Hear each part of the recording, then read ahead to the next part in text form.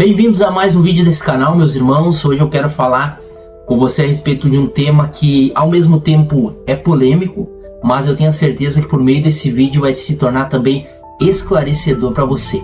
Depressão. Será que crente pode ou não ter essa doença? Minha opinião, pode e não pode. Eu vou te explicar logo daqui a pouquinho, mas veja só antes este vídeo. Um crente cheio do Espírito Santo pode ter depressão? Eu estava pregando, pastor Ival, em Belo Horizonte certa feita, tratando dessa matéria, e quando eu disse que uma pessoa cheia do Espírito Santo pode ficar deprimida, levantou uma jovem e me encarou e levantou o dedo e disse: é um absurdo o que o senhor está pregando. Como é que um crente cheio do Espírito Santo pode ficar deprimido? E eu perguntei para ela: minha filha, como é que um crente cheio do Espírito Santo pode ter miopia e precisar usar óculos? Como é que um crente cheio do Espírito Santo pode ter um problema cardíaco e enfrentar um infarto? Por que daqui para cima é uma coisa, daqui para baixo é outra? Então depressão, meus irmãos, é uma doença que precisa ser lidado como tal.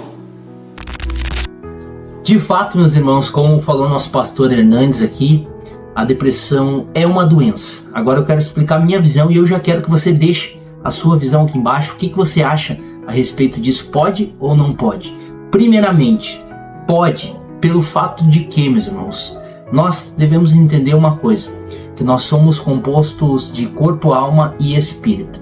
E na minha visão, o cristão pode sim ter essas doenças, não só a depressão, mas como tantas outras doenças, pelo fato da nossa composição humana e almática, onde nós bem sabemos que o nosso cérebro gera recursos de felicidade, gera ali recursos para a alegria. Isso é fisiológico, isso é uma ação genética na nossa mente, no nosso cérebro e no nosso organismo. Da mesma forma na alma.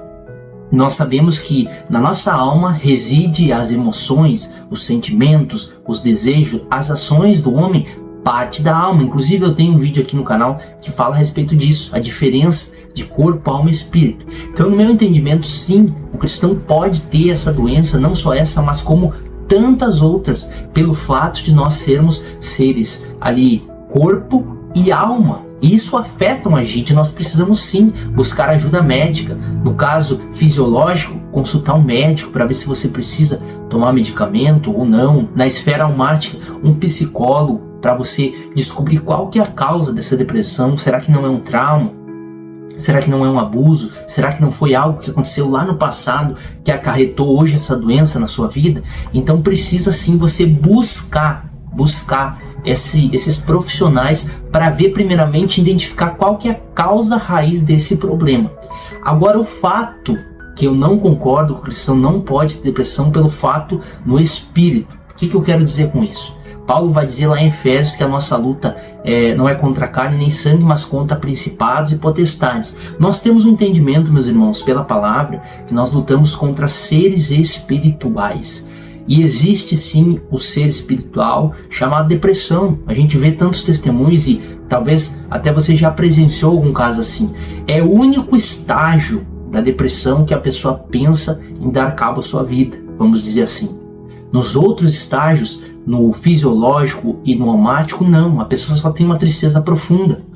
Agora, no estado espiritual, quando aquilo também é um ciclo que se repete em várias gerações, a minha avó teve, a minha mãe teve, os meus familiares têm, é um ciclo repetitivo, liga um alerta para nós. Por quê? Porque nós somos também compostos de espírito. E aonde existe uma legalidade, uma abertura de porta, esses espíritos imundos acabam entrando, eles são aproveitadores. Eles são aproveitadores, se aproveitam de detalhes, e aonde a gente abre uma portinha, uma brecha, uma legalidade, eles entram para destruir as vidas. Então nesse ponto eu acredito que o cristão não pode ter depressão. Por quê? Porque nós somos libertos quando aceitamos a Cristo. Nós devemos sim passar por um processo de libertação das nossas vidas, que não é também só o fato de nos achegarmos à cruz, mas é o fato de aceitarmos a Cristo como um primeiro passo, e logo após isso, ir diante de Jesus, confessar os nossos pecados. Há algum irmão, algum ajudador, um mentor espiritual que venha a ouvir, orar com a gente para nós desligar essas ligações com o mundo espiritual, limpar limpar o nosso espírito por meio do sangue de Cristo Jesus e aí sim eliminar toda essa sujeira que muitas das vezes muitos se convertem e vêm com a sujeira, com legalidades, com coisas que praticaram lá no passado que abriu legalidade para esses espíritos. Então eu entendo que sim, se for na esfera física e na esfera almática, nós todos podemos estar sujeitos a essas doenças. Elias teve depressão, vamos dizer assim, a gente tendo ali uma análise do contexto bíblico, ele ficou muito deprimido. Ele era um homem sujeito a tantas coisas como nós, a palavra diz, um homem sujeito às mesmas paixões. Agora na esfera espiritual não, eu acredito que não. Se for um ciclo repetitivo, se for algo que vem se propagando, se a pessoa toma remédio, faz terapia, não consegue se libertar, abra o seu olho porque tem coisa muito mais grave e muito mais profunda. Aí nós temos que ir na causa. É a mesma coisa que você, por exemplo, tratar uma doença por meio de um medicamento que é o errado. Você está tratando uma outra doença, você não está tratando a causa daquele problema. A mesma coisa é assim. Se a pessoa às vezes tem uma ligação no espiritual que propicia esse espírito maligno, dá tanta desejo na pessoa até dar fim na sua própria vida, dar cabo na sua própria vida, pode abrir e ligar um alerta porque é espiritual. Então pode e ao mesmo tempo não pode. Aí cabe nós analisarmos, eu sei que é uma doença muito triste, e aonde ela toma totalmente a alegria da pessoa, a vontade de viver, mas eu quero te orientar, busque um profissional, busque um psicólogo, mas se essas coisas não adiantar, não amenizar esse quadro, busque uma ajuda espiritual, uma igreja que trabalhe nessa questão de batalha espiritual, de libertação, para você fechar todas essas legalidades na sua vida e viver com abundância com Cristo, porque Cristo quer nos dar sim vida abundante. Jesus não nos fez, não morreu por nós naquela cruz simplesmente, somente, vamos dizer assim, para nos dar a vida eterna, mas sim para conquistar vida abundante por meio do sangue de Cristo Jesus. Tá bom? Eu espero que esse vídeo tenha sido esclarecedor, você tenha entendido. Ao mesmo tempo é polêmico, mas esclarecedor. Muitos não têm a coragem de falar, como eu falei aqui, mas a gente tem que analisar ponto a ponto e passar para você, esse é o meu desejo, né? Passar para você de maneira esclarecedora aí o que se trata. Não é colocar tudo dentro de um saco, dentro de um englobado que a gente fala aqui no Rio Grande do Sul, né?